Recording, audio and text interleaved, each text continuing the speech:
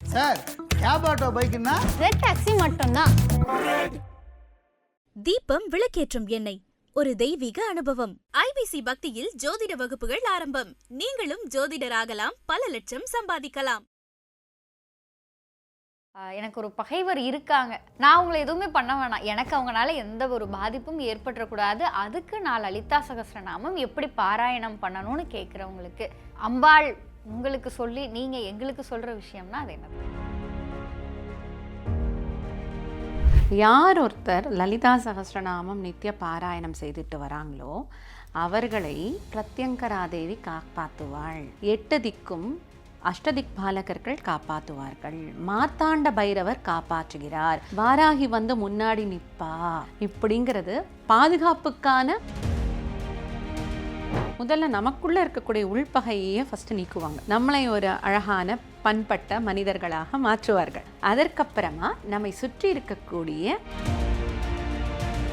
ஏன்னா நமக்கு என்ன நடக்குதுன்னு தெரியாது, பரம்பொருளுக்கு தான் தெரியும். கண்டிப்பாக யாரு எப்படி பின்னாடி பேசுறாங்க, யாரை என்ன சூழ்ச்சி பண்றாங்க எல்லாம்.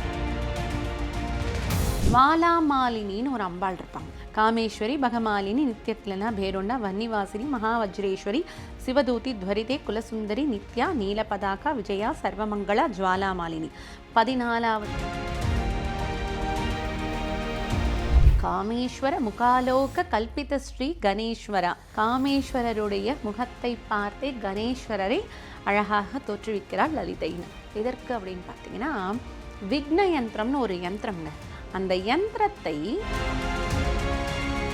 மகாகணேஷ நிர்பின்ன விக்னயந்திர பிரஹர்ஷிதான்னு ஒரு ஸ்லோகம்ங்க. இந்த ஸ்லோகத்தை மட்டும் சொல்லி கொண்டு வந்தால்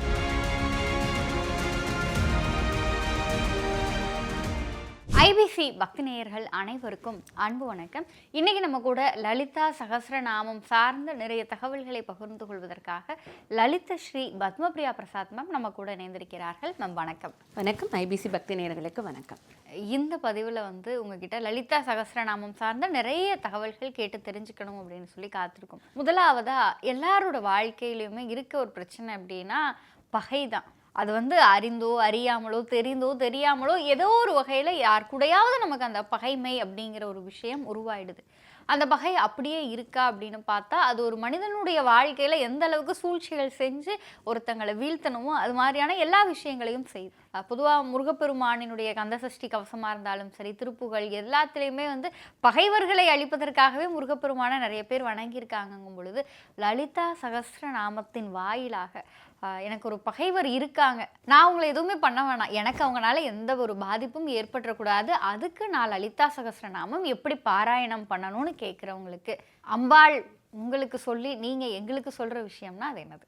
ரொம்ப இப்போ இந்த காலத்துக்கு தேவையான ஒரு கேள்வி. இதில் பலஸ்ருதின்னு பின்னாடி ஒரு பூர்வ பாகம் சொல்லிட்டு 85 ஸ்லோகங்கள் இருக்குன்னு முன்னமே நம்ம ஒன்று பதிவு செஞ்சுருக்கோம். இதில் ஒரு வார்த்தை வரும், என்னென்னா யார் ஒருத்தர் லலிதா சகஸ்ரநாமம் நித்திய பாராயணம் செய்துட்டு வராங்களோ அவர்களை பிரத்யங்கராதேவி காப்பாற்றுவாள். 8 திக்கும் அஷ்டதிக் பாலகர்கள் காப்பாற்றுவார்கள். மார்த்தாண்ட பைரவர் காப்பாற்றுகிறார். வாராகி வந்து முன்னாடி நிற்பா. இப்படிங்கிறது பாதுகாப்புக்கான அந்த பலஸ்ருதியே உண்டு. சரிங்களா? இவங்கெல்லாம் யார்? காவல் தெய்வங்கள். அதாவது காக்கக்கூடிய காவல் தெய்வங்கள்னால் நம்ம வெளியில் வச்சு பார்க்குறது அந்த மாதிரி கிடையாது. காக்கும் தெய்வங்கள். எப்படி ஃபஸ்ட்டு காப்பாற்றுவாங்க அப்படின்னு வாராகிலேருந்து வருவோமே. வாராகி அம்மா அப்படிங்கும் பொழுதே நமக்கு அம்பாள் பஞ்சபானத்திலேருந்து வந்திருக்காங்கன்னு நம்ம நிறைய இடத்துல பதிவு பண்ணியிருக்கோம். ஏன்னா அப்படி தான் லலிதா சகஸ்ரநாமத்தில் வாராகி அம்பாளுடைய தோற்றத்தை காட்டுகிறார்கள். இந்த பஞ்சபானம் அப்படிங்கிறது நம்மளுடைய 5 புலன்கள். இந்த 5 புலன்கள்னால நமக்கு பகைமை ஏற்படுமா? உள்ளுக்குள்ள 6 விதமான பகை ஏற்படும். காமம், குரோதம், லோபம், மதம், மோகம், மாத்சரியம். இது நமக்குள்ளே இருக்கக்கூடிய உள்பகை. முதல்ல நமக்குள்ளே இருக்கக்கூடிய உள்பகையே ஃபஸ்ட்டு நீக்குவாங்க. நம்மளை ஒரு அழகான பண்பட்ட மனிதர்களாக மாற்றுவார்கள். அதற்கப்புறமா நம்மை சுற்றி இருக்கக்கூடிய எப்பேற்பட்ட பகைமையும் நீக்குவார்கள்.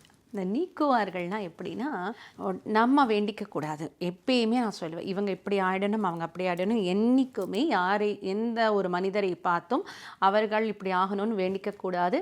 என்றைக்காக இருந்தாலும் அது திரும்பி நமக்கே எப்படியும் வரும். இது பிரபஞ்ச விதி. அதனால் என்ன பண்ணணும், என்னை காப்பாற்று. ஏன்னா நமக்கு என்ன நடக்குதுன்னு தெரியாது, பரம்பொருளுக்கு தான் தெரியும். கண்டிப்பாக யார் எப்படி பின்னாடி பேசுகிறாங்க, யார் என்ன சூழ்ச்சி பண்ணுறாங்க, எல்லாம் பரம்பொருளுக்கு தான் தெரியும். அப்போ என்ன சொல்லணும், அம்மா ஒவ்வொரு க்ஷணமும் ஒவ்வொரு வினாடியும் என்னையும் என்னை சுற்றி இருப்பவர்களையும் காப்பாற்று அப்படின்னு சொல்லிட்டா போதும். நமக்கு ஒரு அரண் போல ஒரு பாதுகாப்பு வளையத்தை உண்டு பண்ணி நம்ம பக்கத்தில் தேவையில்லாத மனிதர்களை வரவிட மாட்டாள். இது என் வாழ்க்கையில் நிறைய நடந்திருக்குங்க. நான் லலிதா சகஸ்ரநாமம் படிக்க ஆரம்பித்து அதை நான் மனசால உள்ள வாங்கி அதை பாராயணம் பண்ண அதாவது அவர்கள் கெட்டவர்கள் தீயவர்கள் அப்படிலாம் சொல்லலை, எனக்கு ஒத்து வராது.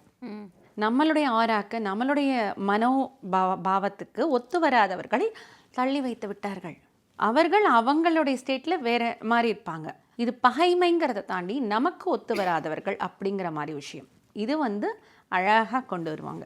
இதை தாண்டி பண்டாசுரவதன் அப்படின்னு ஒரு வதம் வரும். அதாவது பண்டன் அப்படின்னாலே என்னென்னா நமக்குள்ளே இருக்கக்கூடிய ஆணவ மலம், மும்மலங்கள் சொல்லுவாங்க இல்லையா, அதில் ஆணவத்தின் ஒரு உச்சக்கட்டமாக இருக்கக்கூடிய பண்டன் அவனை சம்ஹரிக்கிறதுக்காக தான் அம்பாள் சித்தக்னி குண்டத்திலேருந்து வராங்க. அப்போது சக்தி சேனையை அம்பாள் தோற்றுவிக்கிறாள். சக்தி சேனைனா முழுமையாக பெண் தலைமையில் இருக்கக்கூடிய ஒரு படையை தோற்றுவித்து அதுலேருந்து ஒவ்வொருத்தராக இந்த பண்டனுடைய சேனையை சமஹாரம் பண்ணிகிட்டே வராங்க. இதில் ஒரு இடத்துல பார்த்திங்கன்னா ஜுவாலாமாலினின்னு ஒரு அம்பாள் இருப்பாங்க. அக்னிகோட்டை காமேஸ்வரி பகமாலினி நித்யத்லனா பேரோண்டா வன்னிவாசினி மகாவஜ்ரேஸ்வரி சிவதூதி துவரிதே குலசுந்தரி நித்யா நீலபதாகா விஜயா சர்வமங்களா ஜுவாலாமாலினி 14வது நித்யாதேவி. அந்த நித்யாதேவியை நீங்கள் வழிபட்டுட்டு வந்தாலே அவங்களுடைய ஒரு ஆற்றல் எப்படின்னா, ஒரு அக்னிகோட்டையை கிட்ட வந்தால் சுடும் இல்லையா, அதுபோல் ஒரு அக்னிகோட்டையை ஏற்படுத்திடுவாங்க. அப்போ பகைமை அப்படிங்கிறது நமக்குள்ளே வராது. அப்போ ஜுவாலாமாலினிங்கிற அந்த நித்யாதேவியை, அதுவும் யாரெல்லாம் வளர்பிறை சதுர்தசியில் பிறந்திருக்காங்களோ அவர்கள் சொல்லலாம். அது இல்லாமல் எல்லாரும் சொன்னாலே யாரெல்லாம் இந்த பகைமைக்கிட்டேருந்து நம்ம தள்ளி இருக்கணும்னு நினைக்கிறாங்களோ அவங்கள்லாம் சொல்லலாம். இது திதிநித்யாதேவிகள். இன்னும் ஒரு ஸ்லோகம், அற்புதமான ஸ்லோகம் இருக்குங்க. அதாவது மகா கணேசரை அந்த இடத்துல தோற்றுவிப்பாங்க அம்பாள். காமேஸ்வர முகாலோக கல்பித ஸ்ரீ கணேஸ்வரா. காமேஸ்வரருடைய முகத்தை பார்த்தே கணேஸ்வரரை அழகாக தோற்றுவிக்கிறாள் லலிதைன்னு. எதற்கு அப்படின்னு பார்த்தீங்கன்னா, விக்ன யந்திரம்னு ஒரு யந்திரம்ங்க. அந்த யந்திரத்தை விக்ன யந்திரம்னா இந்த காலத்துலலாம் நம்ம சொல்கிறோம் இல்லை, எங்கெங்கேயோ தகடு வைக்கிறாங்க அது வைக்கிறாங்கன்னு அந்த மாதிரி. அதாவது ரொம்ப ஈஸியாக போயிடுச்சுங்க இந்த காலத்தில். அந்த காலத்தில் ஒரு பண்டன்கிற ஒரு அசுரன் அவங்ககிட்டேருந்து தான் இவ்வளோ விஷயங்கள் வருதுன்னா, இப்போ நம்ம மனுஷங்க நமக்கு பிடிக்காதவங்கக்கிட்டலாம் எவ்வளோ ஈஸியாக அந்த ஒரு விஷயத்தை, தப்பான விஷயத்தை பிரயோகம் பண்ணுறோம் இல்லையா. அது போல் இருக்கக்கூடிய ஒரு விஷயத்துலேருந்து நம்மளை பாதுகாக்கிறதுக்காக மகாகணேஷ நிர்பின்ன விக்னயந்திர பிரஹர்ஷிதான்னு ஒரு ஸ்லோகம்ங்க. இந்த ஸ்லோகத்தை மட்டும் சொல்லி கொண்டு வந்தால் எப்பேற்பட்ட கண்திருஷ்டியே இந்த மாதிரிலாம் நமக்கு பயம் வருகிறதோ, எதிரிக்கிட்டேருந்து வரக்கூடிய தாக்கம், எப்பேற்பட்ட தாக்கத்தையும் அது முற்றிலுமாக அழித்துவிடும். ரொம்ப ரொம்ப ரொம்ப ஆற்றல் மிகுந்த வரிகள். அதனால் இது எந்த காலத்தை கொண்டும் யாருக்கும் எதிராக சொல்லக்கூடாது.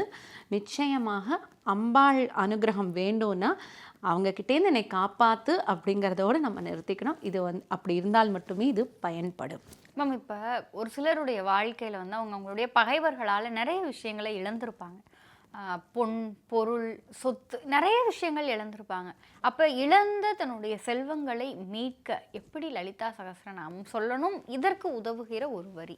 அம்பாள் முக்கியமாக பார்த்தீங்கன்னா, நம்ம முன்னாடியே நிறையா எபிசோட்ஸில் வர மாதிரி பக்த சௌபாகியதாயினி, சௌபாகியங்கள் அனைத்தையும் கொடுக்கக்கூடியவள்.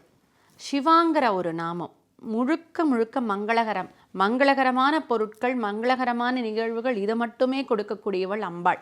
இந்த வரிகள் சிவான்னு சொல்கிறதுக்கு எவ்வளோ நேரம் ஆகும்? சிவன் சொன்னால் அது சிவன், சிவானா அது பெண்பால். அப்போ சிவான்னு சொல்லும் பொழுது அந்த வீட்டில் எப்பொழுதும் மங்களகரமான நிகழ்வுகளும் அதற்குண்டான எல்லா சூழ்நிலைகளும் வரும். அப்படிங்கும் பொழுது எல்லா செல்வங்களும் அவங்களுக்கு சேரும். மகாலட்சுமி இந்த நாமத்தை சொல்ல சொல்ல இழந்த பொருட்கள் எதுவாக இருந்தாலும் இது என்னைக்கு சொல்லலாங்கிற ஒரு சின்ன குறிப்பு சொல்லிடுறேன். திரியோதசி அன்னைக்கு, திரியோதசிங்கிறது 13வது நாள், அமாவாசையிலிருந்து 13வது நாள் அல்லது வெள்ளிக்கிழமை மகாலட்சுமி அப்படிங்கிற இந்த திருநாமத்தை சொல்லி கொண்டு வரும் பொழுது ஓம் ஐம் ஹ்ரீம் ஸ்ரீ மகாலட்சுமியை நமக இதை சொல்லி கொண்டு வந்தால் நிச்சயமாக ஒரு சின்னதாக ஒரு விளக்கு ஏற்றிக்கணும், நெய் விளக்கை ஏற்றிக்கணும். நெய் விளக்கை ஏற்றிட்டு அதில் மகாலட்சுமியை ஆவாகனம் பண்ணி மனசால் இந்த நாமத்தை நான் எப்பயுமே இந்த அளவு இந்த எண்ணிக்கை சொல்ல மாட்டேன், மினிமம் 108 மேக்ஸிமம் எவ்வளோ வேணால் சொல்லலாம். சொல்லி கொண்டு வரும்பொழுது நிச்சயமாக எப்பேற்பட்ட பொருட்செல்வமும் அவங்க மீட்டு கொடுக்கக்கூடிய ஒரு அற்புதமான நாமம் இது. மேம், இப்போ ஒரு வேளை பகைமை வந்துருச்சு, பகைவர்கள் உருவாயிருக்காங்க அப்படின்னா அதிலிருந்து நம்ம எப்படி தற்காத்துக்கணும் அப்படிங்கிற ஒரு விஷயத்த சொன்னீங்க. இப்போ இந்த பகையே வரக்கூடாது, நான் உண்டு என் வேலை உண்டு நான் பாட்டுக்கிறீங்க இப்படியே நான் இருக்கணும் அப்படின்னு நினைப்பாங்கல்ல மேம் ஒரு சிலர், அவங்களுக்கு லலிதா சகஸ்ரநாமம் சொல்லுகின்ற அந்த ஒரு வரி அப்படின்னா அது என்னது? துர்கமா. துர்கமா. துர்கமா அப்படின்னா கோட்டை. துர்கம்னா ஒரு கோட்டை. எப்படி அந்த காலத்துலலாம் ஒரு பகைவர்கள்கிட்டேருந்து அந்த ஊரை காப்பாற்றுறதுக்கு ஊர் எல்லையில் ஒரு கோட்டை இருக்கும், அதிலே உள்ள பகைவர்கள் உள்ள நுழையாத மாதிரி அங்கே பாதுகாவலர்கள் மேலே நின்று காப்பாற்றுவாங்க, நம்ம இந்த ஊரை காப்பாற்றுவார்கள். அதுபோல் துர்கமானு சொல்லிட்டா போதும், அம்பாள் நமக்கு முன்னாடி நின்று நமக்கு எந்த ஒரு பகைமையும் வராதவாறு நம்ம பாதுகாப்பாள். அப்படி பாதுகாக்கக்கூடிய தேவி யாருன்னா துர்க்கை அம்மா தான். கண்டிப்பாக 18 திருக்கரங்களுடன் துர்க்கை அம்மா நமக்காக என்றும் இந்த ஒரு வார்த்தை துர்கமா துர்கான்னு கூப்பிட்டுட்டா போதும், எப்பொழுதும் நம்மளை பாதுகாப்பாக வைத்திருப்பாள். நிறைய விஷயங்கள் பகிர்ந்துக்கிட்டீங்க. பொதுவாக மனிதர்களுடைய வாழ்க்கையில் பகை அப்படிங்கிற ஒரு விஷயம்தான் ஆணிவேராக இருந்த உங்களுடைய நிறைய பிரச்சனைகளுக்கு காரணமாக இருக்குது. அப்படிங்கும்பொழுது பகையே வராமல் இருக்க என்ன வரி சொல்லணும், பகைவர்கள் உருவாயிட்டாங்க அப்படின்னா அவங்களுக்கு நீங்கள் எதுவுமே பண்ண வேணாம், உங்களை பாதுகாத்துக்க லலிதா சகஸ்ரநாமம் இதெல்லாம் சொல்லுது, இதை சொல்லுங்கள் அப்படிங்கிற மாதிரியான பல தகவல்களை இன்றைக்கி எங்களோடும் எங்கள் நேயர்களோடும் பகிர்ந்துக்கிட்டீங்க. நிச்சயம் இதை பார்க்கிற நேயர்களுக்கு பல பயனுள்ள தகவல்களை கொண்டு போய் சேர்க்கும் நம்பிக்கை எங்களுக்கு இருக்குது. உங்களுடைய இந்த நேர்காணலுக்கும் நீங்கள் எங்களோடு பகிர்ந்து கொண்ட தகவல்களுக்கும் ரொம்ப நன்றி மேம். உங்களுக்கும் ஐபிசி பக்தி நேயர்களுக்கும் நன்றிகள், வணக்கங்கள்.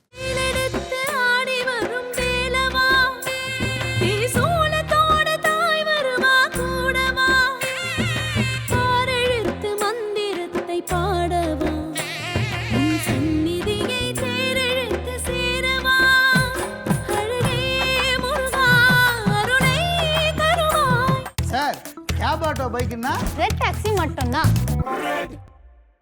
தீபம் விளக்கேற்றும் எண்ணெய் ஒரு தெய்வீக அனுபவம். ஐபிசி பக்தியில் ஜோதிட வகுப்புகள் ஆரம்பம். நீங்களும் ஜோதிடராகலாம், பல லட்சம் சம்பாதிக்கலாம்.